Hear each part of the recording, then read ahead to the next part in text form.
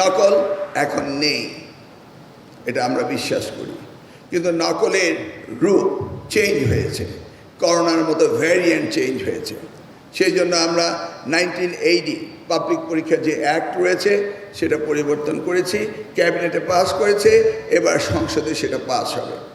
অর্থাৎ ধরুন কোনো প্রতিষ্ঠানে নকল পাওয়া গেল, একজন এসএসসি পরীক্ষার্থী, তার বয়স 16 বছর, আমরা সেই নকল পাওয়াটাকে ওই জুবিনিয়াল একজন আন্ডার এজকে আমরা পানিশমেন্ট দিতে পারি না, ইটস নট প্রপার।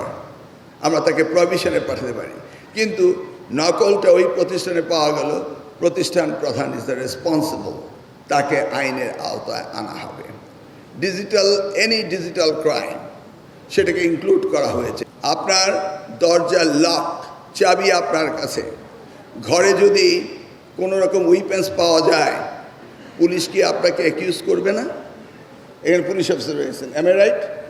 কোনো ইনস্টিটিউশনে যদি কোনো রকম ভিতরে আগের থেকেই দপ্তরি নকল রেখে দেয়, এখন আগের আইনে সংঘবদ্ধভাবে ক্রাইম করতো, এটার কোনো রেমেডি ছিল না।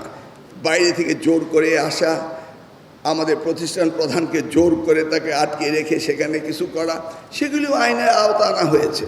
মনে করবেন না যে আপনাকে ফোর্স করবে আর তিনি বাইরে চলে যাবেন, তা নয়। সাইবার আইন পরিবর্তন হচ্ছে, সাইবার অ্যাক্ট পরিবর্তন হচ্ছে, যেন এই সমস্ত সহযোগীরা পার না পেয়ে যায়।